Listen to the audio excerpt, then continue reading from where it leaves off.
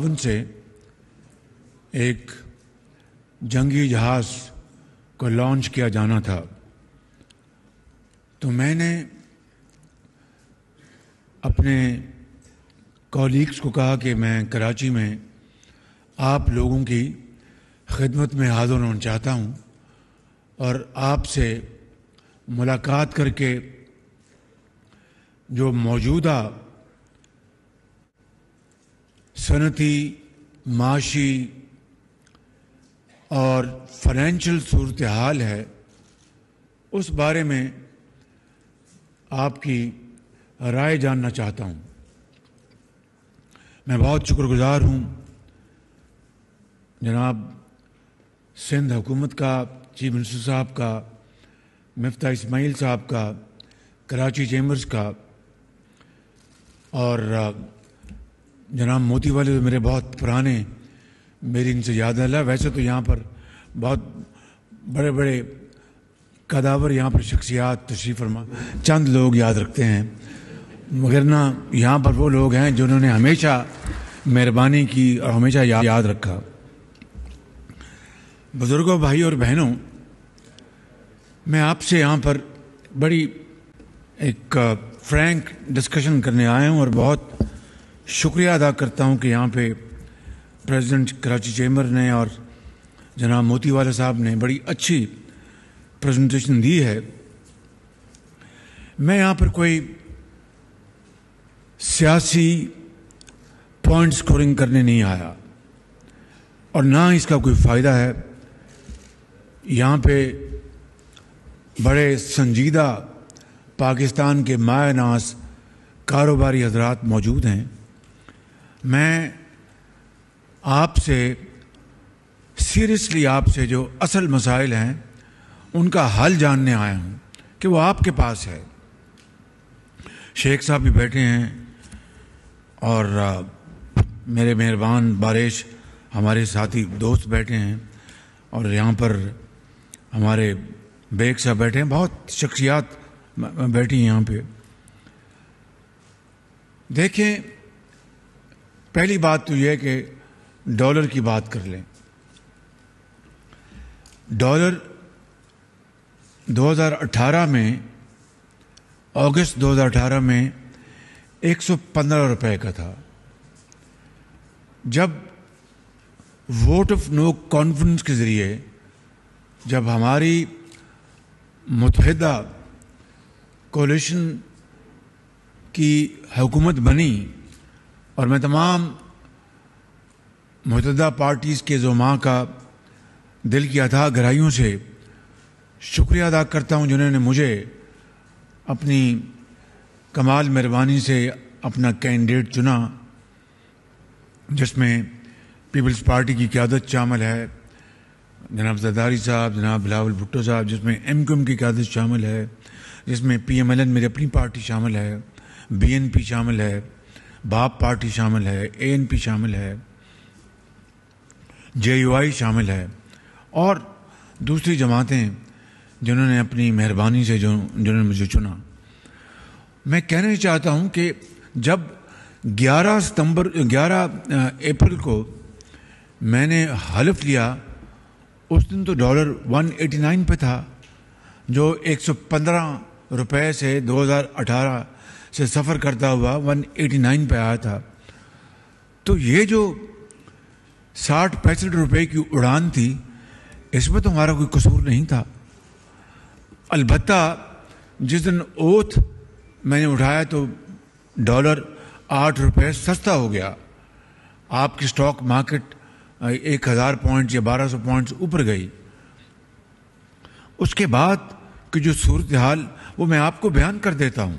बिल्कुल देखिए कि पिछले, और without going into any political point scoring, I want to make it very clear कि पिछली हुकूमत ने जब उनको ये पता चला कि वोट ऑफ नो कॉन्फिडेंस शायद कामयाब हो जाएगा, तो उनको किसी एक चलंतर आदमी ने मशवरा दिया कि आप तेल और पेट्रोल की कीमतें सस्ती कर दें।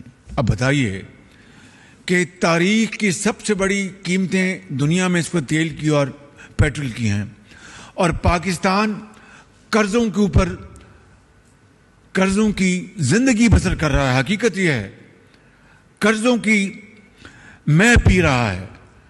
اور پھر آپ یہ کہیں کہ جناب یہ جال بچھایا جا رہا تھا کہ اگلی حکومت کا اگر ووٹ آف نو کانفیڈنس کامیاب ہوتا ہے تو یہ جو ساتھ جو ہے وہ جال میں پھنس جائے گا.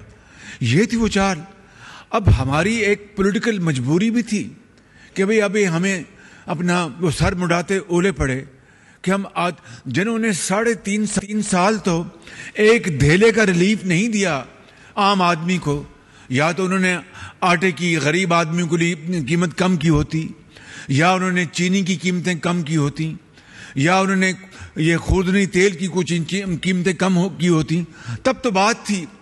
3.5 سال تو ان کو یاد نہ آیا اور قرضے ہی قرضے. مجھے بتائیں کراچی کے عظیم بزرگوں, بھائی اور بہنوں, پاکستان میں کوئی ایک منصوبہ بتا دیں جس کا معاش سے تعلق ہو, جس کا زراعت سے تعلق ہو, جس کا سماج سے تعلق ہو, جو اس پچھلی حکومت نے 3.5 سالوں میں سنجیدگی کے ساتھ لا کھڑا کیا ہو اور جس کا پھل دینے کا وقت آ چکا ہو. مجھے ایک منصوبہ بتا دیں. 22,000 ارب روپے کے قرضے لیے گئے, یعنی 2018 میں جو پاکستان کے جو کل قرضے تھے 1947 سے لے کر 2018 سے لے کے 30 مارچ اس سال تک 80% ان قرضوں میں اضافہ ہوا ان 3.5 سالوں میں. یہ میں آپ کی خدمت میں عرض کرنا چاہتا ہوں, یہ اس وقت تو کوئی سیاسی افراتفری تو نہیں تھی. اس وقت تو اس لاڈلی حکومت کو اور اس لاڈلے کو ہمارا جو مقتدر ادارہ ہے اس نے وہ سپورٹ دی ان 3.5-4 سالوں میں کہ پاکستان کی 75 سالہ تاریخ میں نہ کسی کو ملی نہ آئندہ کسی کو ملے گی. یہ میں آپ کو بلا خوف تردید کہنا چاہتا ہوں.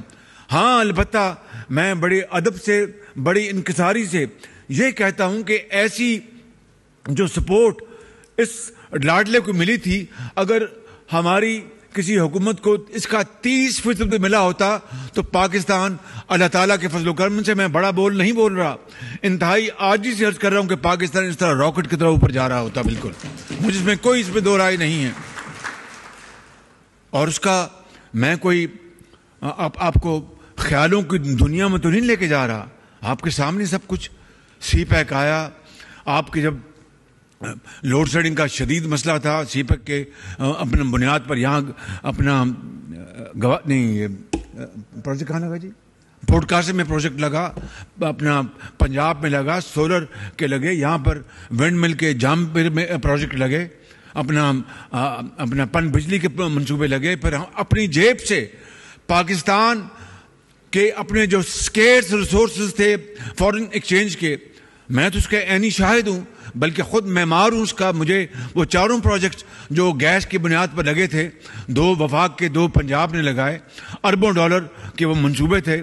میں اپنا بلا خوف تردید آپ کو کہہ سکتا ہوں کہ اتنے جلد مدت میں اتنے سستے اور جدید ترین مشینری کے منصوبے پاکستان کی نہیں بلکہ دنیا کی تاریخ میں کہیں نہیں لگے. یہ میں آپ کو بلا خوف تردید کہہ سکتا ہوں. بالکل منصوبے لگے, لوڈ شیڈنگ ختم ہو گئی. اب لوڈ شیڈنگ پھر کیوں شروع ہوئی؟ مجھے بتائیں, کیا یہ سیاسی افراتفری کا نتیجہ ہے یا کہ بدترین incompetence, lack of planning, experience اور کرپشن کا نتیجہ ہے؟ اس کا فیصلہ کریں آج آپ, اس کا فیصلہ ہونا چاہیے. یہ جو 10-12 روپے ڈالر بڑھا ہے, اس کو تو آپ ضرور ایک مہینے میں اس کی کئی تعویلیں پیش کی جا سکتی ہیں. میں پوچھتا ہوں کہ جب لوڈ شیڈنگ ختم ہو گئی تھی تو پھر دوبارہ لوڈ شیڈنگ کس طرح شروع ہوئی, کیوں ہوئی؟ یہ وہ سوالات ہیں جس کا جواب قوم مانگتی ہے کہ بھئی ہمیں بتایا جائے. اور 22 کھرب جو اپنا جو لیا گیا قرضہ وہ کہاں گیا؟ یہ وہ چپتے ہوئے سوالات ہیں جس کا ہمیں اپنا قوم جواب مانگتی ہے اور جواب ان کو ملنا چاہیے. آپ چینی ایکسپورٹ کریں, سبسڈی دیں, اس غریب قوم کے پیسے کی سبسڈی دیں, اور پھر روپیہ تیزی سے نیچے جا رہا ہے. ونڈ فال نہیں بلکہ اپنے واٹر فال پروفٹس ہو رہے ہیں, ایک سبسڈی مل رہی ہے اور دوسری طرف آپ کو جیب میں روپیہ جو سستا ہو رہا ہے وہ جیب میں جا رہا ہے ایکسپورٹ میں. پھر اب چینی ایکسپورٹ کریں اربوں روپے خرچ کر کے. یہ ایک سیاسی افراتفری کا نتیجہ تھا. پھر مجھے اس سوال کا جواب دیں کہ گندم آپ پہلے ایکسپورٹ کرتے ہیں پھر گندم آپ امپورٹ کرتے ہیں, یہ سیاسی افراتفری کا نتیجہ تھا. پھر مجھے اس سوال کا آپ مجھے جواب دیں کہ جناب LNG کی جب قیمت مارکیٹ میں $3 پر یونٹ تھی, $3 نہیں خریدا, تیل منگوایا, مہنگا ترین تیل منگوایا, اور جب $60 پہ پہنچ گیا LNG 40 پہ 30 پہ, پھر اب سودے کر رہے ہیں. کیا یہ افراتفری کا نتیجہ تھا؟ خدا را میں سمجھتا ہوں کہ ہمیں بہت تحمل, برداشت اور ایمانداری سے اس کا تجزیہ کرنا چاہیے. اگر مجھ سے غلطی ہوئی ہے تو مجھے اس کی معافی مانگنی چاہیے. اگر کہیں اپنا سلیکٹنس ہوئی تو اس کا ازالہ ہونا چاہیے. لیکن یہ بات کہ بدترین 3.5 سالوں کی گورننس کے بعد غداری اور وفاداری کے سرٹیفکیٹ بانٹے جائیں, یہ پاکستان اس لیے بنا تھا کہ آپ ملک کو کھوکھلا کر دیں, آپ ملک کو تباہ و برباد کر دیں, اور پھر جناب آپ کہیں جی غداری ہوئی ہے اپنا, یا یہ غدار اور یہ وفادار ہے. میں سمجھتا ہوں کہ اس بحث میں اگر گئے تو بات بہت دور تلک جائے گی. لہٰذا میں اس سوال کا جواب صرف اتنا دے کر آپ کو یہ کہنا چاہتا ہوں بڑے ادب سے کہ ضرور ڈالر اس وقت ہچکولے کا, اپنا روپیہ ہچکولے کھا رہا ہے, اور یہ یقیناً یہ جو اس وقت 15, 20, 25 دنوں کی صورتحال ہے وہ آپ کے سامنے ہے. مجھے اس کے بارے میں کچھ نہیں کہنا, آپ اس کو اچھی طرح سمجھتے ہیں. لیکن آپ کاروباری حضرات ہیں, آپ بڑے پاکستانی ہیں, آپ پاکستان کے بڑے عظیم معمار ہیں, آپ اربوں روپے کماتے ہیں, حلال کی روزی کماتے ہیں, محنت کرتے ہیں, دن رات محنت کرتے ہیں. آپ خدارہ اس کا حل نکالیں, بتائیں حکومت کو, مجھے بتائیں کہ اس کا کیا حل ہے تاکہ اب امپورٹس پہ آ جائیں. امپورٹ میں نے کیوں اس کے اوپر امپورٹ کے اوپر قید لگائی, کیوں اس کو میں نے کرب کیا؟ بات بڑی سیدھی ہے.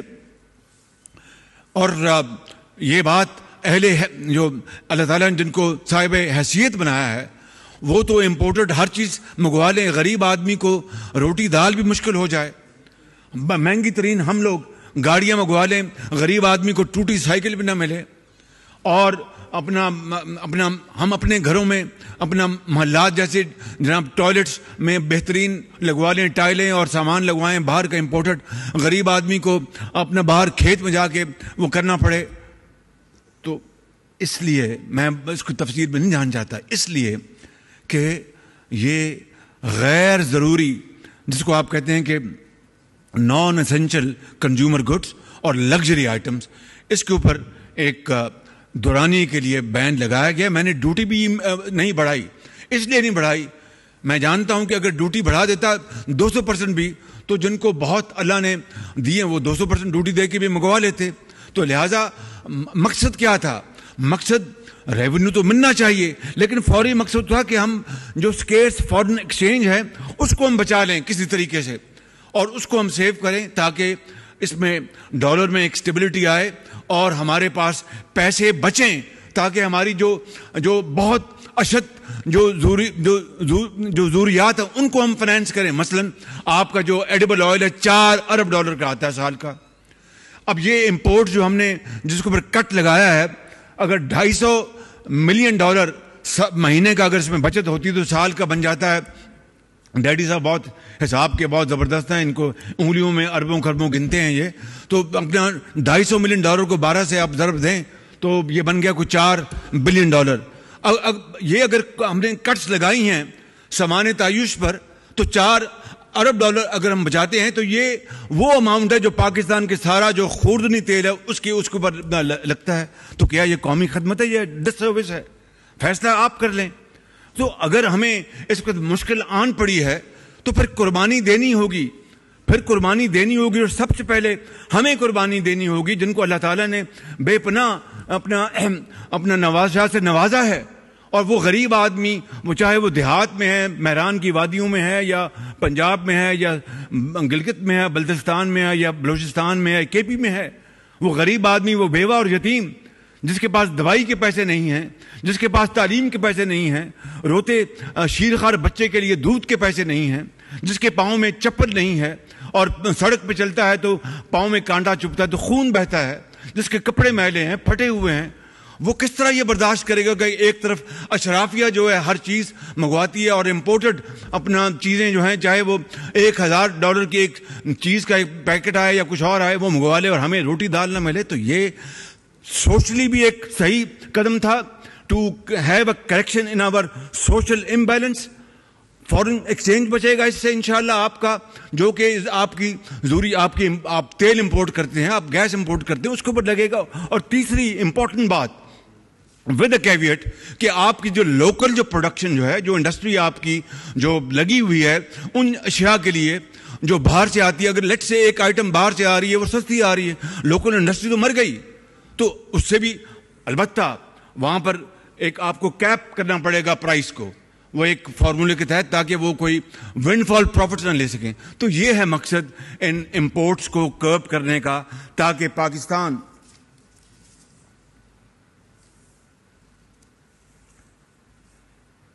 پاکستان اللہ کے فضل و کرم سے وہ انشاءاللہ سٹیبل ہوگا. اور میرا ایمان ہے آپ لوگ پاکستان کے معمار ہیں، اس میز پہ بیٹھے ہیں، چاہے وہ سیاستدان ہیں یا بزنس مین ہیں یا ٹریڈر ہیں یا انویسٹرز ہیں، آپ لوگ سامنے بیٹھے ہیں، آپ پاکستان کے عظیم معمار ہیں. میرا یہ ایمان ہے خدا کی قسم کہ اگر ہم پوری قوم ایک مٹھی کی طرح اکٹھی ہو جائے، ایک جہاں دو غالب ہو جائیں اور ایک فیصلہ کر لیں کہ ہم نے پاکستان کی تقدیر بدلنی ہے، تو میں دن رات محنت کریں گے. تو میرا ایمان ہے کہ آپ لوگ اس ملک کے جو بہت بڑے معمار ہیں، پورے پاکستان میں آپ پھیلے ہوئے ہیں، وہ انشاءاللہ اگلے 5-10 سال میں اس ملک کی تقدیر بدل جائے گی. چین کس طرح آج اوج ثریا پر پہنچا، مجھے بتائیں، اس کے جواب دیں. جاپان جو اپنا جنگ دوئم میں شکست فاش ہوئی تھی، Germany was razed to the ground, وہ 60 سال میں باؤنس بیک. آج جاپان دنیا کی تیسری بڑی طاقت ہے، جرمنی چوتھی 5ویں بڑی معاشی طاقت ہے. وہ برلن وال جو ہے 90 کی دہائی میں وہ منہدم ہوئی، کیوں؟ کسی جنگ کے ذریعے نہیں. وہ جو مقناطیس تھا مغربی جرمنی کی جو معاشی ترقی کا، اس نے مشرقی جرمنی کو ان کو پکے ہوئے پھل کی طرح جھولی میں گرا دیا. تو ہم یہ کیوں نہیں کر سکتے؟ ہم کیوں، ہماری کیا تقدیر میں لکھا ہے کہ ہماری قسمت میں لکھا کہ ہم اسی لیے پیدا ہوئے کہ ہم غریب رہیں گے، بیکاری رہیں گے؟ نہیں نہیں نہیں نہیں، سوال ہی پیدا نہیں ہوتا.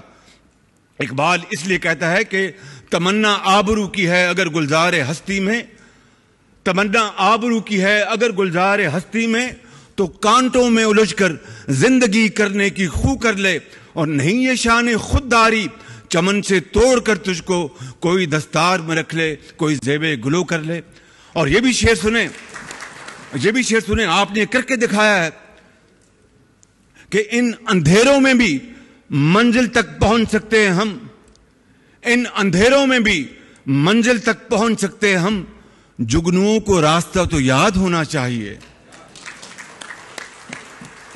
اب اندھیرے ہیں نا، اپنا لوڈ شیڈنگ ہے، دوسرے ایشوز ہیں جو 3.5 سال میں بڑا غرق ہوا اس معیشت کا. تو ان اندھیروں میں بھی منزل تک پہنچ سکتے ہیں ہم، جگنوؤں کو راستہ تو یاد ہونا چاہیے. مگر وہ کس طرح؟ چھو منتر سے نہیں. کوئی اپنا اللہ تعالیٰ کا بھی حکم ہے کہ نماز اپنا ادا کرو اور رزق کی تلاش کے لیے نکل جاؤ. دن رات محنت کرنی ہوگی، قربانی دینی ہوگی، خون پسینہ بہانا ہوگا، اور جو آپ سے کمتر ہے، کمزور ہے، اس کے سر پر آپ کو دست شفقت رکھنا ہوگا، اس کو ساتھ لے کر چلنا ہوگا. پھر یہ قوم بنے گی، ایک قوی اور جری قوم بنے گی. اس طرح نہیں. اس طرح اگر ہم رہے تو معاف کیجئے میرے منہ میں خاک، پھر تو 500 سال گزر جائیں گے، ہماری حالت نہیں سنورے گی. لیکن اگر ہم نے فیصلہ کر لیا تو اللہ تعالیٰ کے فضل و کرم سے مجھے کوئی اس میں شک نہیں کہ اس قوم میں اتنی ہمت اور اتنی قوت ہے، اتنے اذہان قابل ہیں کہ وہ دن رات محنت کریں گے تو یہ پاکستان ضرور. اب ہندوستان سے ہم کتنا پیچھے رہ گئے ہیں. ہاں، ایٹمی طاقت میں تو ہم بالکل کوئی شک نہیں کہ اگر وہ خدا نہ خواستہ ہماری طرف میلی آنکھ سے دیکھتا ہے تو ہم میلی آنکھ کو پاؤں تلے رون سکتے ہیں. لیکن واٹ اباؤٹ بیونڈ دس؟ وہ تعلیم میں آج دیکھیے کہ آج ان کی جو ایکسپورٹ ہے آئی ٹی کی، ابھی یہاں پر موتی والا صاحب نے کہا اور میں اس کا بتاتا ہوں، آئی ٹی میں ہندوستان آج $200 ارب کو چھو رہا ہے، $200 ارب کو، اور ہم $1.5 ارب. صرف $1.5 ہمارے ملک کی جو ڈیموگرافی جو ہے, ہماری جو یوتھ ہے, نوجوان نسل جو ہے, اس کو دیکھیے, بچیاں اور بچے اتنے قابل, اتنے ذہین, اگر ہم ان کو امپاور کرتے تو میں سمجھتا ہوں کہ ہماری آئی ٹی میں ہندوستان کے مقابلے میں ایک اچھی خاصی ہمارا کمپٹیشن ہوتا. آج کو مقابلہ نہیں ہے. ابھی میں نے پرسوں کیبنٹ کی میٹنگ لی اور اپنے آنریبل منسٹر آئی ٹی کو کہا کہ مہربانی کر کے 2 سال کا $15 ارب کا بنائے, اور یہ ہو سکتا ہے. $15 ارب کی ایکسپورٹ آئی ٹی میں پاکستان کر سکتا ہے. شرط یہ ہے کہ دا ول ٹو ڈو, اس کے بغیر نہیں ہوگا. اس کے علاوہ میں آپ کو یہ عرض کرنا چاہتا ہوں کہ کراچی میں نے جب گزارش کی تھی, جب پچھلے دفعہ آیا تھا تو جناب چیف منسٹر صاحب کی خدمت میں نے کہا تھا کہ وفاق کی طرف سے جو آپ کا یہ کون سی سڑک ہے, سائٹ کی ہم انشاءاللہ وہ وفاق بنا کے دے گا. لیکن سب سے بڑا مسئلہ ہے پانی کا. سینئر منسٹر یہاں پر تشریف فرمائے, میں ان کی خدمت میں عرض کروں گا. شاہ صاحب سے میری بات ہو چکی ہے. دیکھیں, $1 ارب اویلیبل ہے. سعودی عرب کا انویسٹمنٹ کا تحفہ ہے. اٹ از انویسٹمنٹ, یہ لون نہیں ہے, انویسٹمنٹ کا تحفہ ہے. اب میں آپ کو بطور خادم پاکستان آپ کی خدمت میں پیش کر رہا ہوں, آپ بیٹھیں, سر جوڑیں. حکومت سندھ, یہاں پر MQM, یہاں پر بیٹھے کاروباری حضرات, محلوں کے جو لوگ ہیں, بیٹھیں اور ایک پلان بنائیں, ایک فیزیبلٹی بنائیں, اور وہ پیسہ یہاں آئے گا. $1 ارب اپنا یہاں پر پہنچے گا. ڈیسیلینیشن آپ پلانٹس لگائیں تو میں سمجھتا ہوں کہ اگلے چند سال میں کراچی کے گھر گھر میں صاف پینے کا پانی اویلیبل ہوگا. اب تو یہ آپ کے اوپر, اب $1 ارب کی انویسٹمنٹ تو اویلیبل ہے. It's on the table. تو میں نے جہاز میں مفتاح اسماعیل صاحب کو کہا تھا, یار یہ ہم کراچی کے لیے استعمال کر لیں. ان کی فیزیبلٹی بنی ہوئی ہے, تو انہوں نے کہا کہ میں چیک کرتا ہوں. نہیں بھی بنی تو آپ بڑے یہ موتی والا بیٹھے ہیں, موتیوں جیسی ان کا ذہن ہے ماشاءاللہ, اور آپ لوگ بیٹھے ہیں, ڈیڈی صاحب بیٹھے ہیں, بہت لوگ یہاں پر بیٹھے ہیں. آپ بیٹھیں, سندھ گورنمنٹ اپنا بڑھائے ان کو ساتھ ملا کے, اور اس کو ہم لے کے چلیں اس منصوبے کو. اور اس میں, اور انہوں نے مجھے کہا کہ ہم تو تیار ہیں, ہم تو انتظار کر رہے ہیں پاکستان سے وائبل منصوبوں کی. تو یہ بات میں کر چکا. اگلی بات میں نے یہ کرنی ہے آپ سے کہ آئی ٹی بورڈ اور آئی ٹی ٹاورز بننے چاہیے سارے صوبوں میں, اور اس میں ٹریننگ ہو, ہزاروں بچوں اور بچیوں کو ہم ٹرین کریں اور اس کے بعد آگے لے کے چلیں. تو یہ سب سے بڑی پاکستان کی یہ انڈسٹری بن سکتی ہے. ایکسپورٹ کے اوپر ہمیں دیکھیں, پورا ہمیں زور لگانا ہوگا ایکسپورٹس کے اوپر. وہ اس طرح میری بات سن لیں, آپ ایکسپورٹر ہیں, آپ سے زیادہ بہتر کوئی تجربہ نہیں رکھتا. میں تو ایک طفل مکتب ہوں آپ کی سامنے, لیکن تھوڑا بہت مجھے بھی یہ اس کا علم ہے. میں یہ سمجھتا ہوں کہ ایک بڑی ٹرانسپیرنٹ پالیسی بنے, بہت ٹرانسپیرنٹ پالیسی, اور گورنمنٹ آف پاکستان چاروں صوبوں سے مل کر, چاہے وہ صوبہ سندھ ہے, چاہے وہ KPK ہے, چاہے وہ پنجاب ہے, چاہے وہ بلوچستان ہے, وہاں پر export industrial zones earmark کرے. وہ زمینیں حکومتوں کی ہوں, چاہے وہ وفاق کی پراپرٹی ہے یا صوبوں کی پراپرٹی ہے. وہ زمین جو ہے وہ جو انفراسٹرکچر وہاں پر ڈیولپ کرے, وہ ایک بڑا اعلیٰ قسم کا وہ سسٹم بنا کر, پانی ہے, سڑکیں ہیں, وہ دیں. اور زمین جو ہے وہ ایکسپورٹر کو فری آف کاسٹ دے, کہ یہ فری آف کاسٹ زمین ہے, آپ لیں, یہاں پر انڈسٹری لگائیں. سٹے بازی کے لیے نہیں, جو ہمارا معاف کیجئے جو ہوتا ہے, اور رکھی زمین, جناب وہ بجلی نہیں آئی, جناب وہ پانی نہیں ملا, جناب میں کچھ نہیں کر سکا, مجھے لون نہیں ملا, فلان نہیں ملا. یہ نہیں, وہ ایک ون ونڈو آپریشن, اور وہ زمین جو ہے وہ ڈیولپ کر کے, اور پھر وہاں پر پوری طرح وہ سڑکیں بچھائی جائیں, چاہے وہ شہر سے 60 میل دور باہر ہو, اپنا 80 میل دور باہر. آج کل موٹر ویز بنتی ہیں, 1 گھنٹے میں 150 کلومیٹر آپ پہنچ جاتے ہیں بڑے آرام سے. وہاں پر زمینیں ڈیولپ کی جائیں, گورنمنٹ کی زمینیں ہوں, اور وہ ایکسپورٹرز, کیونکہ پاکستان نے اگر ایکسپورٹ ہم میں آگے نہ بڑھے, آج ہم نیٹ امپورٹرز بن گئے ہیں. تو ایکسپورٹرز کے لیے ہم یہ کریں. میں نے مفتاح اسماعیل صاحب سے بات کی تھی, اور اس کے علاوہ ایکسپورٹرز پر ہم بڑا ٹرانسپیرنٹ طریقے سے بینکوں سے لون دلوائیں, جو ماضی میں مس یوز ہوتا رہا. جناب وہ میں آپ کو قصہ بتا دیتا ہوں. ایک وہ ایکسپورٹ کی اپنا وہ باہر سے دبئی سے LG کھلوا لی. نو نیمس, میں آپ کو مثال دے رہا ہوں. LG کھل گئی, وہ 3% مل گیا اپنا لون, اور 6 ماہ بعد وہ بینکوں کا میرے تو وہ اپنا مال ہی نہیں مجھے ملا, ایکسپورٹ نہیں ملا, فلاں لون لے لیا, پینلٹی دی, معاملہ ختم. نہیں, اس طرح قومیں نہیں بنتی. قومیں بنتی ہیں پھر اپنا مسافر شب کو اٹھتا ہے جو جانا دور ہوتا ہے. قومیں تو اس طرح بنتی ہیں, اس کے بغیر نہیں بنتی. مسافر شب کو اٹھتا ہے جو جانا دور ہوتا ہے. اگر PI کی فلائٹ آپ نے پکڑنی ہے لاہور کے لیے اور 7 بجے جا رہی ہو کراچی سے, تو ایئرپورٹ کو آپ کو 6 بجے پہنچنا ہے اور آپ گھر میں اٹھیں 6:30 بجے, تو آپ جہاز کہاں سے پکڑیں گے؟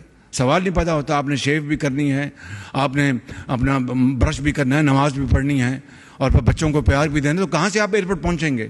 تو قومیں تو وہی ترقی کرتی ہیں وہ جیتی جاگتی ہوں اور وقت کی قدر کرتی ہوں. تو اس لیے میں سمجھتا ہوں کہ ایکسپورٹ بیسڈ انڈسٹری کے لیے ایک یہ انڈسٹریل زون بنائے جائیں. دوسرا سب سے امپورٹنٹ, یہ میں آپ کو بتا رہا ہوں بات, اگر ہیک سے ٹیولپس آ سکتے ہیں جہاز سے دبئی, ہر روز فلائٹیں آتی ہیں, تو ہم تو یہاں کراچی سے دبئی 2 گھنٹے کا راستہ ہے. آپ اپنی زراعت, سندھ کی زمینیں, پنجاب کی زمینیں, بلوچستان کی زمینیں, KPK زمینیں, جو بہترین اجناس وہاں اگ سکتی ہیں ان کو اگایا جائے, اور وہاں پر دیہاتوں میں انڈسٹریل اسٹیٹس قائم کیے جائیں, ان کو انسینٹیوائز کیا جائے دیہاتوں میں, تاکہ مائیگریشن نہ ہو شہروں کو, لوگ دیہات میں رہیں, انڈسٹری وہاں پر لگے ایگرو بیسڈ, اور وہ آپ کی جو پروڈکٹس ہیں ان کو آپ اس کوالٹی پہ لے کے آئیں جو گلف میں اس کی استعمال ہوتا ہے یا دوسرے ممالک میں. یہ ہے وہ طریقہ دنیا میں زندہ رہنے کا. ورنہ GSP پلس ہم ان کی منتیں کریں, اچھا جی ہمیں کر دیں, جی ایکسٹینڈ کر دیں, وہ شاید کر دیں مجبوری کے لیے, لیکن آپ GSP پلس ایک تو آپ منتیں کر کے کرا سکتے ہیں, یا پھر اپنی توانائی سے کر سکتے ہیں کہ ہم نے یہ اچیو کیا, آپ ہمیں کر کے دیں جی.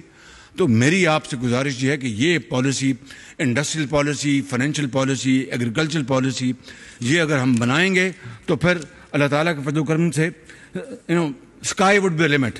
پھر آپ دیکھیں گے کہ پاکستان کتنا تیزی سے آگے بڑھ رہا. کل میں نے مجھے چینی وفد ملا, مجھے کل وہ کسی اور کام کے لیے آیا تھا, انہوں نے خود کل کہا مجھے کہ پرائم منسٹر ہم KCR کے لیے وی آر ویری سیریس. اور کل مجھے اسلام آباد میں ملا, میں نے ان کے حق میں, چین ہمارا بہترین دوستوں میں شامل ہے, اور CPEC جس کے اوپر کتنے غلط الزامات, بھونڈے الزامات لگائے گئے تھے, اس سے نہ صرف ناراض ہو گیا بلکہ CPEC جو ہے اب ٹھنڈا پڑ چکا ہے.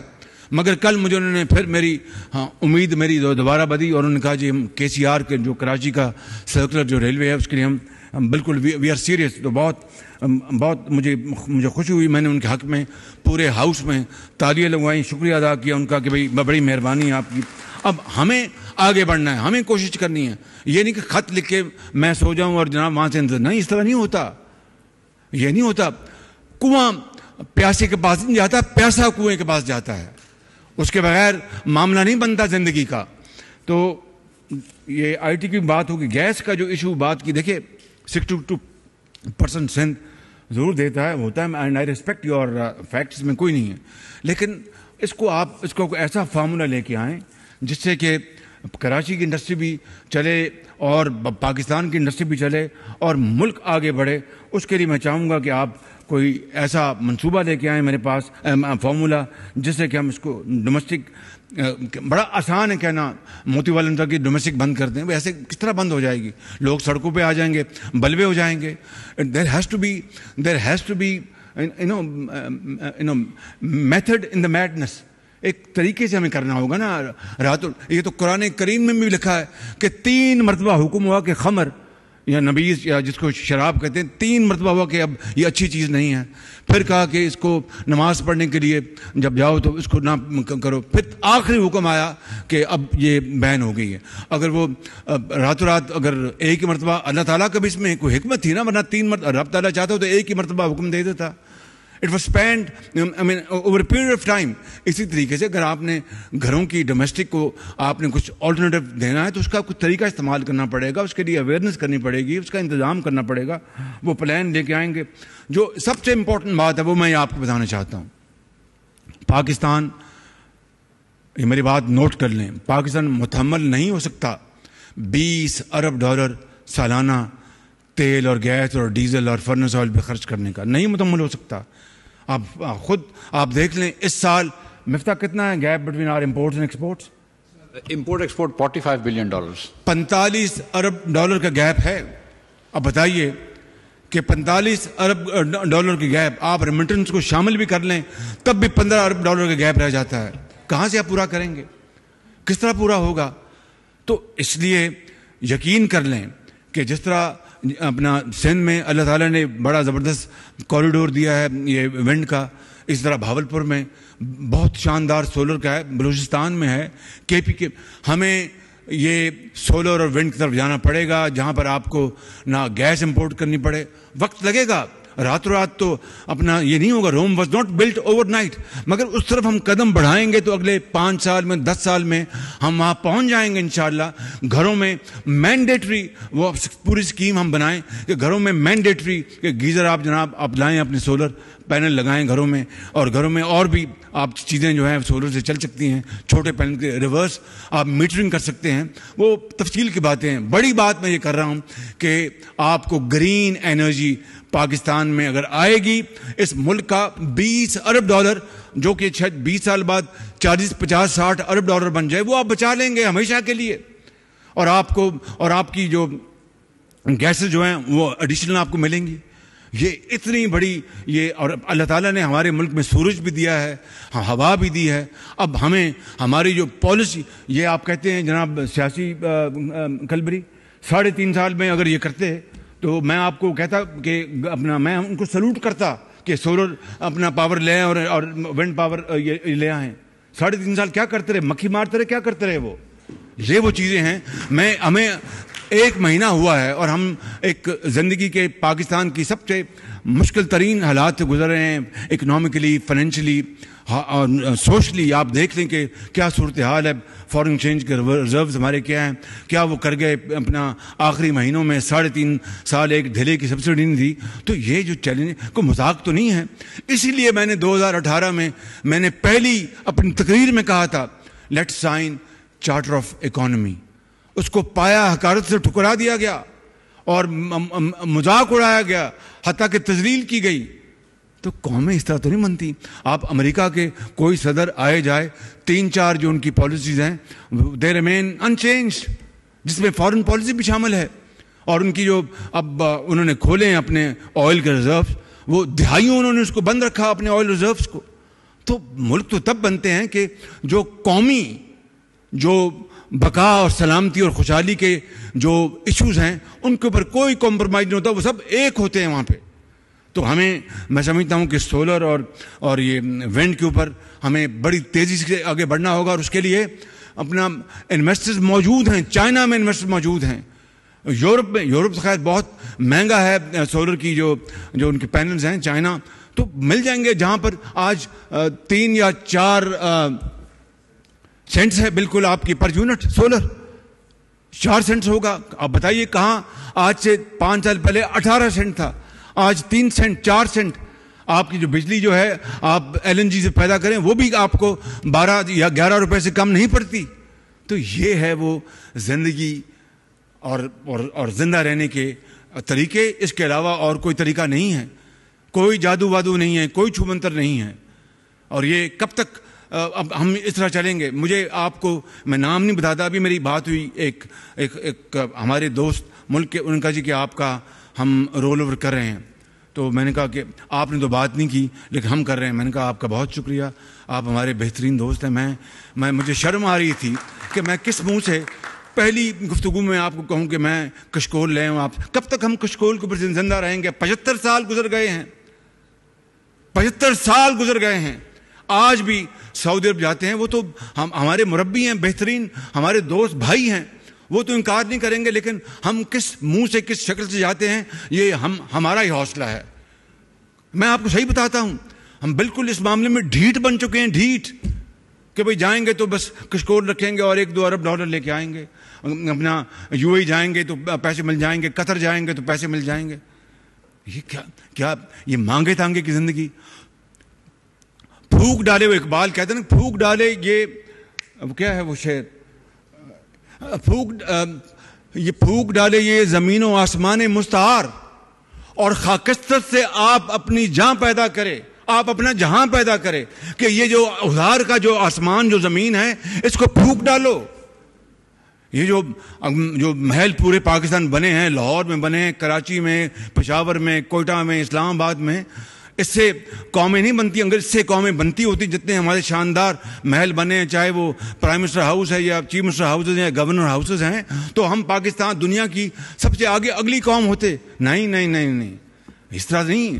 وہ تو چاہے آپ گارے کے گھر میں رہتے ہوں، مگر اگر آپ خوشحال ہیں تو لوگ آپ کو سلام کریں گے، اور اگر آپ مانگے تانگے کی زندگی کے محل میں رہتے ہوں تو لوگ کہیں گے جناب یہ ایک بیکاری جا رہا ہے۔ بالکل خدارا، اگر ہم نے قائد کے پاکستان کو بدلنا ہے، اور ان عظیم لاکھوں مسلمانوں نے جو پاکستان کے لیے قربانیاں دی ہیں، اگر ہم نے ان کو واقعی ہم نے رسپیکٹ کرنا ہے اور ان کی روحوں کو سکون دینا ہے، تو پھر ایک ہی طریقہ ہے کہ تمنا کہ جب اپنا قافلہ عزم و یقین سے نکلے گا، جب اپنا قافلہ عزم و یقین سے نکلے گا، جہاں سے چاہیں گے رستہ وہیں سے نکلے گا۔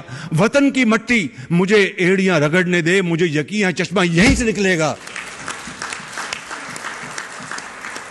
یہ ہے وہ طریقہ زندہ رہنے کا، اس کے علاوہ کوئی اور طریقہ نہیں ہے زندہ رہنے کا۔ یہی وہ طریقہ ہے زندہ رہنے کا، اور اگر ہم آج ٹھان لیں اور ہم طے کر لیں تو انشاءاللہ آپ دیکھیں گے کہ پاکستان جو ہے وہ، میں K4 کی بات کر چکا، GSP+ میری بات ہوئی ہے، پریزیڈنٹ EU کمیشن جو ارسلہ فون ڈر لین سے بھی بات ہوئی، کل میری بات ہوئی president European council Charles Michel سے، اور دونوں پازیٹیو تھے۔ ہماری آخری ریویو جاری ہے GSP+ کا، تو اللہ تعالیٰ سے امید کرنی چاہیے کہ اس کے باوجود کہ ہم نے یورپین یونین کو کیا کیا صلواتیں سنائی ہیں، اور اپنی ذات کے لیے اپنے پاکستان کی جو مفاد اس کو قربان کر دیا۔ یعنی آپ دیکھیں کہ یہ ہے وہ سیاست، یہ ہے پاکستانیت، کہ انہوں نے ہم سے ناراض ہو گیا یورپین یونین، ان کو کیا کیا، ہم نے تانے دیے، لیکن ان سے بات ہوئی۔ مجھے تو امید ہے کہ انشاءاللہ اللہ خیر کرے گا، اور اللہ خیر کرے گا انشاءاللہ، اور اس میں کوئی اچھی نکلے گی۔ 17% جو سولر ٹیکس لگا ہے مفتاح صاحب، یہ بڑا نامناسب ہے، اس کو ابھی آپ اعلان کر دیں گے، ختم کریں اس کو، بالکل اس کو ابھی ختم کریں۔ سر آپ نے کہہ دیا وہ اعلان ہو گیا، آپ نے کہہ دیا اعلان ہو گیا، میں نے نہیں کہہ دیا، آپ نے کرنا ہے۔ یہ جب میں نے قیمتیں اپنا یہ بین لگایا امپورٹس کے اوپر، تو میں ان کو ہر آدھے گھنٹے میں ان کو میں پوچھتا تھا، سر ابھی کرتے ہیں وہ IMF، میں نے کہا IMF نے یہ کہنا کہ آپ اپنا فارن ایکسچینج ریزرو کیوں بچا رہے ہیں، یا تو ہم خرچ کر رہے ہو تب تو بات ہے، وہ اس پہ اعتراض کرے گا۔ نہیں سب، میں نے کہا نہیں مفتی صاحب مہربانی کریں، اس کو پھر فار آپ نے کیبنٹ سے اپروول کروائیں، بائی سرکولیشن کروایا ہم نے کیبنٹ سے، بائی سرکولیشن ہم نے اپروول کروایا کیبنٹ سے۔ پرسوں رات 10 بجے ہم نے جناب SRO جو ہیں وہ جاری کیے، اور آج یہ لا بن گیا۔ آپ کا $4 ارب سال کا بچے گا، $4 ارب۔ It's like earning $4 billion. It is to finance your imports of your entire edible oil. What else you want? تو GSP+ کی میں نے بات کر لی، آپ سے سولر کی بات ہو گئی، اور جو پانی کی بات ہو چکی، اور اس کی میں نے KCR کی بات کر لی۔ اللہ تعالیٰ ہم سب کو خوش و خرم رکھے۔ ادریس صاحب نے شروع میں کہا تھا کہ اگر آپ ہوں گے تو آپ سے وہ ٹرافیز لیں گے۔ دیکھیے، زندگی موت اللہ تعالیٰ کے ہاتھ میں ہے، خوشی غمی اس کے ہاتھ میں ہے۔ اگر زندگی رہی تو انشاءاللہ اللہ نے چاہا، خدا نے چاہا تو انشاءاللہ جب تک مجھے رب نے ہمت دی، توفیق دی، میں خادم بن کر آپ کی خدمت کرتا رہوں گا۔ پاکستان قائد اعظم، بہت شکریہ۔ وزیر اعظم شریف کراچی میں تقریب سے خطاب کر رہے تھے۔ وفاقی بجٹ 10 جون کو